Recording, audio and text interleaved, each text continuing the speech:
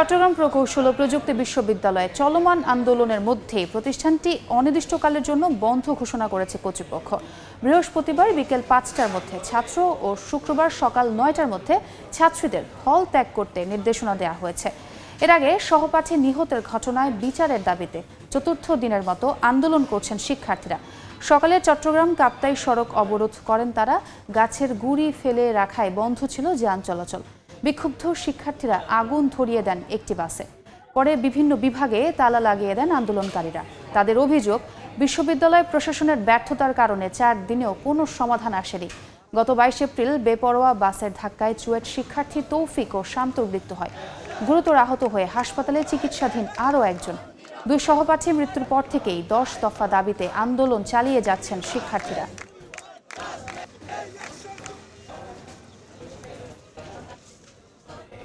এ বিষয়ে বিস্তারিত জানাতে এই মুহূর্তে চুয়েট ক্যাম্পাসে আছেন রিপোর্টার শফিকুল আলম। সরাসরি যাচ্ছি তার কাছে। আসলে ২ শিক্ষার্থীর মৃত্যুর পর যে আন্দোলন ৪ দিন ধরে চলছে, সেই আন্দোলন আরও বিস্ফোরণ ঘটেছে। আজকে এসে বিকাল ৩টার দিকে কিন্তু চট্টগ্রামে এই যে চুয়েটের প্রকৌশল প্রযুক্তি বিশ্ববিদ্যালয়ের সামনে ২টি বাসে আগুন ধরিয়ে দিয়েছে শিক্ষার্থীরা। সেটি হচ্ছে যেই শাহমানতে যে বাসটি যে শিক্ষার্থীকে ধাক্কা দিয়ে কিন্তু মৃত্যু হয়েছিল, সেই গ্রুপে আরও ২টি বাস আগুন ধরিয়ে দিয়েছে। আপনি হয়তো দেখতে পাচ্ছেন এখনও পর্যন্ত সেই বাসের ভেতরে কিন্তু আগুন কিন্তু এখনও জ্বলছে। একটি প্রকৌশল বিশ্ববিদ্যালয়ের বাইরে আর একটি হচ্ছে ভেতরে, ২টি বাসে কিন্তু আগুন জ্বলছে।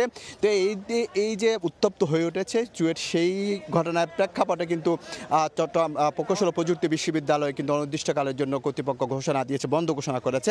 এবং ৫টার মধ্যে কিন্তু বিকাল ৫টার মধ্যে শিক্ষার্থীদের হল ত্যাগের নির্দেশ দিয়েছে এবং সকাল ৯টার মধ্যে যে ছাত্রীরা রয়েছে তাদেরকে হল ত্যাগের নির্দেশ দিয়েছেন।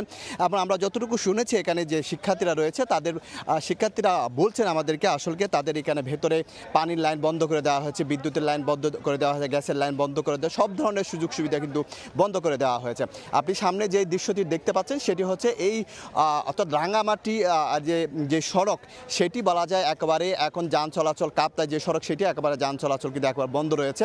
সেখানে যেই মানুষগুলো যাচ্ছে রাঙ্গুনিয়া রাউজান থেকে, যে মানুষগুলো শহরে যাচ্ছে এবং শহর থেকে আসছে, তারা কিন্তু অনেক বিপাকেই পড়েছেন। এবং যেহেতু সড়ক যোগাযোগ বন্ধ হয়ে গেছে, গাছের গুঁড়ি ফেলে টায়ারে আগুন জ্বালিয়ে এবং বাস পড়ে যেহেতু একদম উত্তপ্ত অবস্থা বিরাজ করছে, সেক্ষেত্রে কিন্তু একবার যান চলাচল বন্ধ হয়ে গেছে।